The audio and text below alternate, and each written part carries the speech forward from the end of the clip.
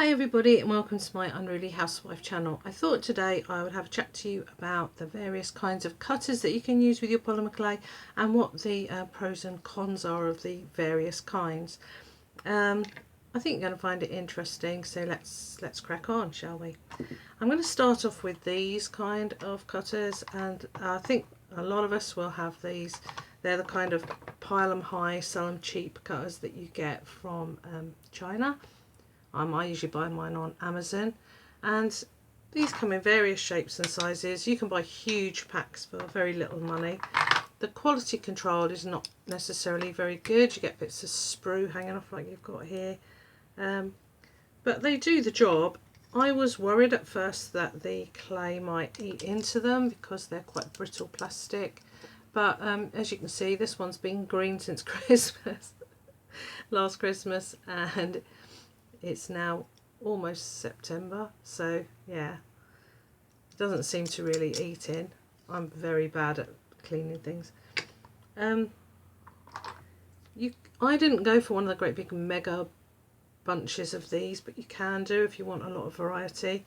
I don't have that much storage space, so I just chose the ones that I thought I'd use the most, and I do use them quite a lot. They cut quite cleanly, not too bad. They're not terribly sharp. They've got these little pusher things that push them out. They don't leave too much of a mark on them, and yeah, I found them very useful indeed, and they're not too much money. So they're good for beginners and handy for everyone to have in their arsenal. So yeah, those are the first ones, and I definitely think they're worth it, but I'm not sure that I would buy so many that you're struggling for storage. It depends on the size of your studio, I suppose. Now, following on from those cutters from China, we have these, and they are Kemper cutters, and they're the other end of the scale price wise. They're quite expensive. They're made of brass. They've got a nice arty feel to them, like almost steampunky vibe, and I do like them. They've got no seams, and well, the Chinese ones don't have seams either. They're fine, but yeah, they're very pleasing to work with. The only thing I have issue with these is these plungers, and they do make a dent in your work, and I'll show you that now. When I push this shape out, I find I get left with a little dot in the middle.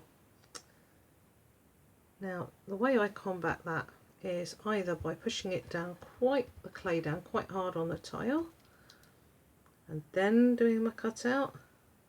Let's see if that works. Not quite. Let's try again. This only works when you're not demonstrating it, I have to say. So yeah, so now I can just remove this without having to use the plunger. The other thing I'm going to try to show you is this. It may or may not work. Sometimes I use a little bit of this kind of material, or something that's not, maybe tissue, but something that's not too fibrous, and actually just ram it up the barrel of the cutter so that it cushions the plunger. This may or may not work, so let's try. So this time we want it to be stuck in there, and if I push it out gently, let's see if that's cushioned it at all. Well, not a huge amount this time. You can experiment with that. Sometimes that works. Cotton wool or something is probably better, but that's quite fibrous. Anyway, there they are, the Kemper cutters. Slightly more expensive, nicely made, and quite just pleasing to own. So you can think about those. Whilst we're looking at small cutters, I'm going to look at these. These I absolutely love, and they are actually leather punches, and I mean leather punches, they're not made of leather. I've actually shown these in another video, and they are just great. Not all of them are here because if I'm working on a project, I tend to leave whatever cutters I'm using with the project, so I don't lose them or forget. And these they cut out so many nice little useful shapes. They're so cleanly made. Even though they're sharp and metal, they have very well fixed seams. Because they're made for hammering into leather, they're extremely strong, and I just can't recommend these enough really, and I've already recommended them in another video. So if you're going to buy some cutters, I definitely think you should get a set of these. They're not too pricey. I mean, look at these, just really useful little shapes. They're not too pricey, they're not the cheapest thing on the market, but if you look on Amazon or somewhere like that, you can usually get a deal, and you just get so many of them. I mean, they don't stack in the box very easily, but if I turn these over, you'll see they're full of lots of different shapes and sizes. I use the round ones a lot. So they're leather punches, so look for those if you want to. No downside to those, I don't think. It's always tempting when you are buying cutters to get these. There's some Christmassy ones here, which obviously they're quite big and you only use them once a year, so that's quite annoying. But I'm talking about buying sets like this where you get shapes like these. We've all done it. We've all thought one day I'm going to have a project that wants me to cut out some club shape or spade shape in that particular size. It doesn't usually happen very much. Some of these have got quite significant seams on them that show quite badly when you're cutting things out, and I don't know, I mean, how often am I going to use a maple leaf? I'm not even Canadian. The one thing I will say with these though is that although I might not find myself wanting to use that shape very much, I might find myself wanting to use, say, this part here to make tails for fish, something like that. So it's possible that I could get the benefit of this cutter without using the whole cutter. And you know, so that, look, that could be a little fishy tail, couldn't it? If I can get it at the right angle. So yeah, these cutters on the surface of it might not be hugely useful, but if I was making, you know, scales or bits for roofs or something, and I wanted them to all be the same size and shape, obviously I would do it better than that. They could come into their own, you know, as to use as sections of things. So yeah, on the whole, I'd say don't knock yourself out buying these, but if you want to add to your collection, they can come in handy. Now, it's always good to get graduated shapes. These are what I call my geometric cutters. These packs are kind of, I think these are Makins ones. They're not great quality, the Makins ones, I don't think. They're not very strictly the shape that they're meant to be. They can be a bit off, and they have some quite rubbishy seams. But it is useful to have them. These, I don't know where I bought these and how much they were, but I presume they were cheaper than metal ones, and more expensive than perhaps the Chinese ones. Stars, they're good for Christmas. Christmas cutters, you know what, if you make things to sell, I suppose you do need Christmas cutters, but they do take up a lot of room for the 11 months of the year that you're not using them. Yeah, general kind of round, oval, the more useful shapes I think are worth buying, and you just want to watch out for a particular sort of brand, the seams, things like that. And also with these, you know, you can't squash them too hard. You kind of, I have a habit. It's best when you're using them to find something flat to put on top of them and push down, perhaps your acrylic block or something. So I have a habit of sort of gripping them like a crab, squashing them. So something to think about there.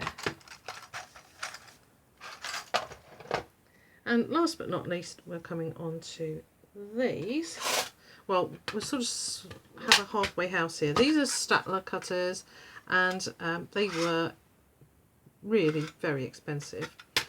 Statler make Fimo, and their cutters are, I must say, much more rigid than the Makins ones and the cheaper metal ones.